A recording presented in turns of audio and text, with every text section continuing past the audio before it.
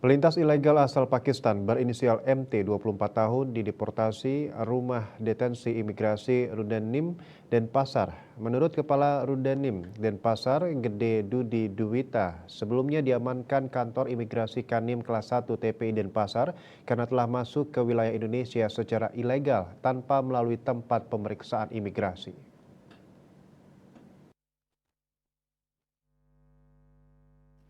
Menurut pengakuannya, MT masuk ke wilayah Indonesia melalui Jakarta pada akhir Agustus 2023 dari Malaysia. Ia menumpang speedboat menuju Sumatera atas pengaturan seorang agen penyalur berinisial BY. Lalu dia menuju Jakarta. Dari Jakarta, MT diarahkan untuk mengambil perjalanan darat menggunakan bus menuju Bali pada 30 Agustus 2023. Berdasarkan pengakuannya, agen berkewarganegaraan Indonesia tersebut menjanjikan akan mempekerjakan MT di sebuah pabrik tisu di Bali.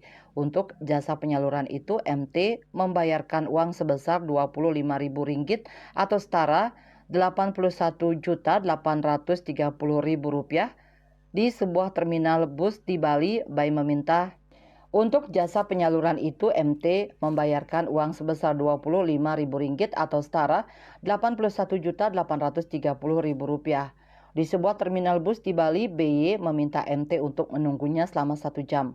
Namun setelah beberapa lama menunggu, agen tersebut tidak kunjung muncul. Akhirnya MT diarahkan ke kantor polisi terdekat di Denpasar oleh seorang petugas keamanan. Kepolisian kemudian mengarahkan MT ke kantor imigrasi Kanim kelas 1 TPI Denpasar, dan saat tiba di sana MT berpikiran hendak mengurus izin tinggal dan visanya. Namun saat diperiksa petugas imigrasi, baru diketahui bahwa ia masuk ke Indonesia secara ilegal lantaran tak ada visa maupun tanda cap pendaratan pada paspor MT. Tindakan MT tersebut dianggap melanggar hukum pidana keimigrasian. Setelah dilakukan investigasi lebih lanjut, Kanim Denpasar memproses penyidikan atas tindak pidana yang ia lakukan. Setelah menjalani proses penyidikan dan persidangan, akhirnya MT dipidana penjara 20 hari di Lapas Kerobokan sejak 24 Januari 2024. Usai menjalani tahanan, dia diserahkan ke kantor imigrasi kelas 1 khusus TPI Ngurah Rai untuk pendeportasian. Selanjutnya, karena pendeportasian belum dapat dilakukan, Kanim Ngurah Rai menyerahkan MT ke rumah detensi imigrasi Rudenim Denpasar pada 15 Februari 2024 untuk didetensi dan diupayakan pendeportasiannya lebih lanjut. Sementara itu, BY, sang agen penipu, belum diketahui keberadaannya.